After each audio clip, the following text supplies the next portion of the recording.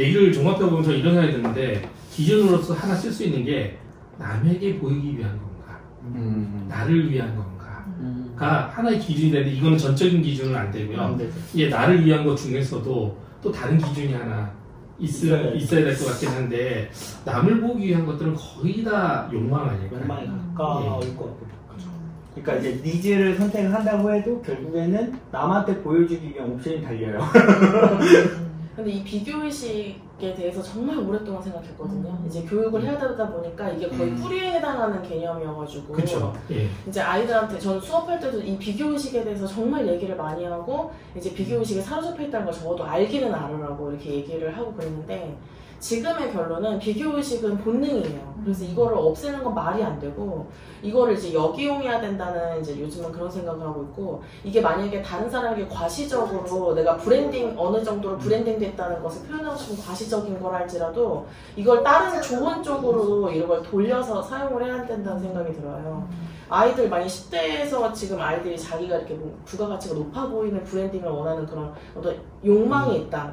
근데 욕망 자체를 없애는 거는 말이 안 된다고 저는 생각을 하고 아이들에게 어떤 욕망을 줄 것인가 했을 때 이제 제가 지금 현재 생각하고 있는 거는 이제 어떤 숭고한 목표 이런 것들 있잖아요. 그러니까 아프리카의 뭐 제3세계를 보여준다든지 지금 고통당하고 있고 지금 우리가 굉장히 대한민국이란 테두리 안에서 되게 당연하게 여기는 것들이 사실은 굉장히 많은 것들이 불필요한 것들이고 지금 이제 의료업계에서도 옷이 이게 쓰레기 문제가 엄청나거든요.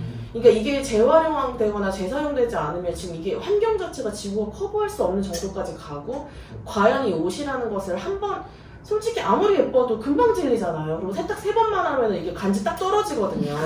그러니까 이게 끝이 없는 거예요. 그러니까 이거를 생산을 계속 우리가 이런 식으로 욕망의 체인을 위해서 할 경우에는 그 끝에 가서 어떤 산재에 있는 문제들 이런 것들에 대해서 아이들에게 오히려 적극적으로 가르쳐주면서 우리가 이런 부분들에 대해서 뭔가 내가 공헌해야 될 부분에 대해서 관심을 갖게 하다든지 이랬을 때 만약에 이런 것들이 야 너네는 지금 브랜드 타령해? 지금 세계에서 지금 문제가 얼마나 심각하고 미세 플라스틱 어떤데? 라고 하는 것이 그게 만약에 숭고하거나 정말 착한 마음이 아니라 내가 다른 사람보다 더 우월해라는 우월감에 기인한다 할지라도 그 아웃풋이 결국은 좋은 것에 쓰여지고 첫 번째는 하나님 사랑, 두 번째는 이웃 사랑에 공헌하고 있는가 이 측정 지표를 줘서 아이들에게 뭔가 되게 유명한 교육학자가 그런 말 했거든요. 숭고한 목표를 가진 아이들, 다른 사람을 걱정할 수 있는 아이들은 다른 아이들보다 훌륭하게 잘할 수밖에 없더라고요. 그러니까 이렇게 교육의 어떤 이렇게 뱃머리를 자꾸 돌리는 좀 이런 작업들이 좀 필요한 것 같아요. 그러니까 과시적인 것이라든지 비교의식 관련해서는. 그런 것들은 이제 욕망을 이렇게 좀 그 연령대에 맞게 좀 돌리는 작업들이 필요하지 않을까.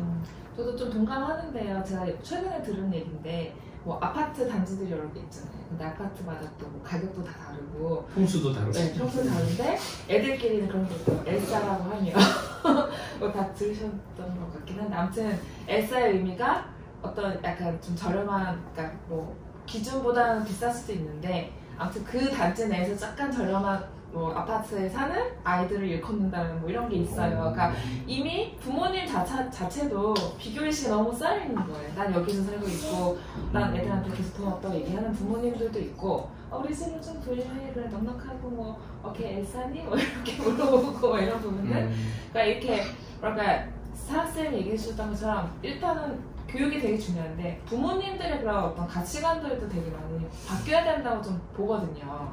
왜냐하면 외국 같은 경우는 집에 대한 욕심이 별로 없잖아요. 다 렌트해서 살거나 물론 아주 부자는 집이 있긴 하죠. 근데 뭐 걔네 완전 정말 한국과 다르잖아요. 그런 부분들이 약간 의식이나 아니면 생각 이런 부분이 좀 부모님 먼저 이런 비교의식에서 조금 사실은 좀 벗어나는 그런 생각이 좀 필요한 것 같고 그러면 부모님을 보고 다니는 아이들도 그렇게 생각을 하잖아요. 그런 부분들도 되게 저 오히려 이거 산업의 기회로 봐야 된다고 생각하거든요. 오늘 그 나왔던 주제, 그 욕망이랑 이런 것들은 안 갖고 있는 사람이 아무도 없으니까. 그러니까 이게 주호단체나 이런 데서도 이렇게 다 전략을 이미 다들 쓰고 있긴 한데 더 치열하게 써서 우리의 어떤 과시욕 그리고 이제 뭐 비교의식 이런 것들에 정말 그거에 뭔가 맞는 이렇게 좀 접근으로 다가가서 이게 누구한테 기부하고 그러는 거 선한 마음에서 시작하는 거지만 좀 더 그거에 대해서 즐거움을 느낄 수 있도록 한다든지 그러면 더 이렇게 대중화되지 않을까 그런 생각이 들어요.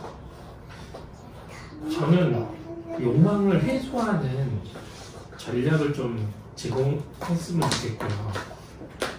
일반적으로요. 기독교인도 마찬가지고 기독교인 측면에서 한 가지 하고 싶은 얘기는 제가 그 주인의식 우리가 청직이고 내 것이 아니다.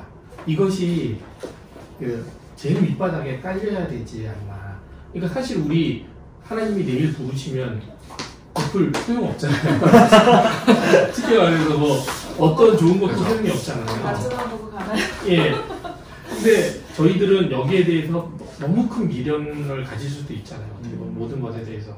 그래서 이 개념이 우리 어렸을 때부터 부모님이 재산이 많건 적건 간에 이건 하나님께서 지금 맡기신 것이고 우리가 조금 있다가 참여할 겁니다.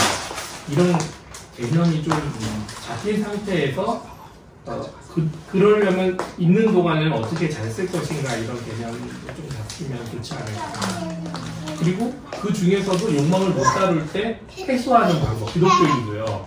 이 욕망을 해소하는 거에 좀 관심이 좀 있거든요. 왜냐면 제가 욕망이 없는데 생기면 그게 너무 강렬해져요.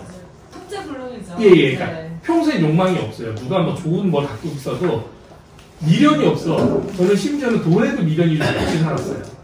그러니까 돈이 있으면 뭐하게 이런 생각들이 너무 강했는데 이것이 나에게 돈을 벌지 않게 하는 큰 역할도 했어요.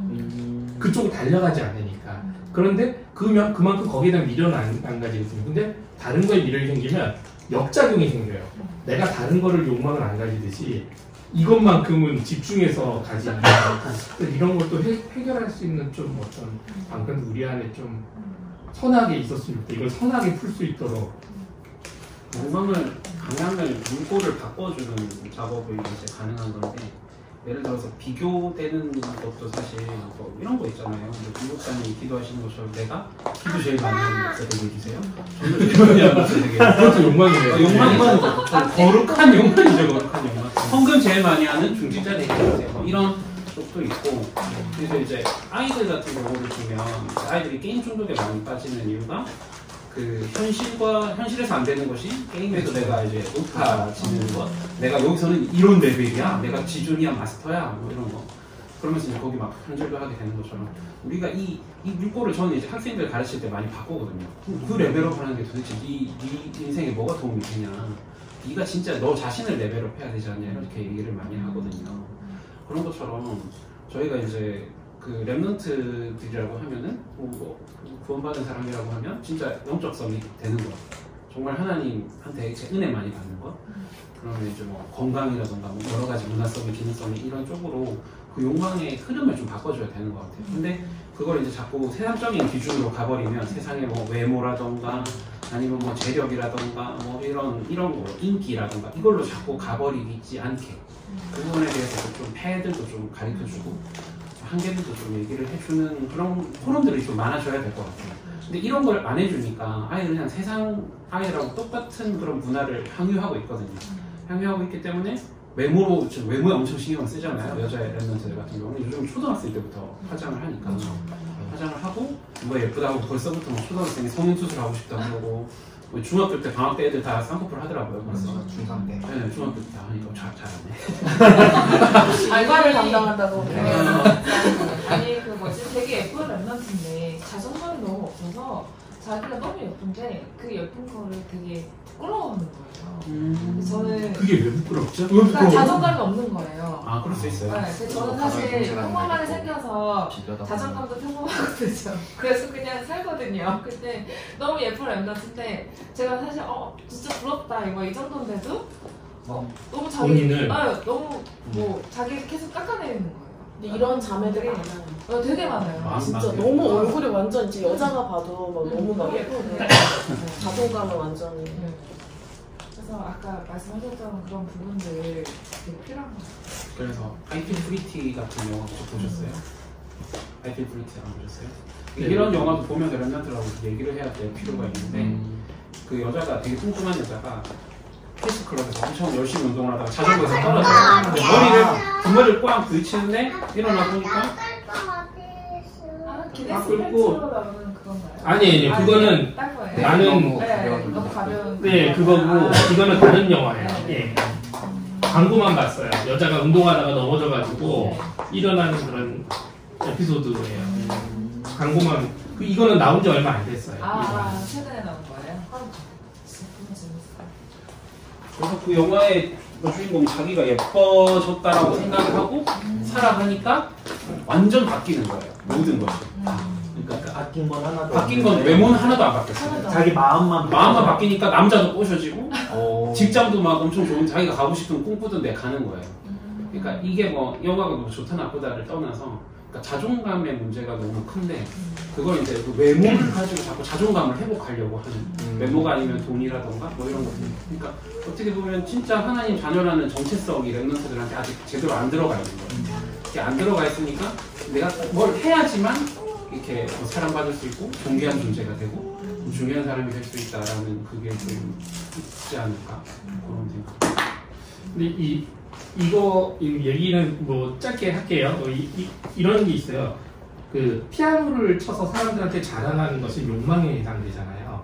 근데 제 와이프가 피아노를 늘 가르치는데 초등학교 때 사회생활이 잘 안 되는, 학교 생활이 안 되는 애가 있었는데 걔한테 피아노를 가르쳤는데 얘가 친구들한테 피아노를 잘 치는 모습을 보여주니까 친구들이 오 이러면서 친구들하고 잘 어울려가지고 성격이 굉장히 좋아졌어요. 그러니까 어떻게 보면 이거 욕망을 잘 컨트롤하는 얘기죠. 우리 랩런트들이 현실과 이 욕망이 너무 연결이 안 되는 거예요.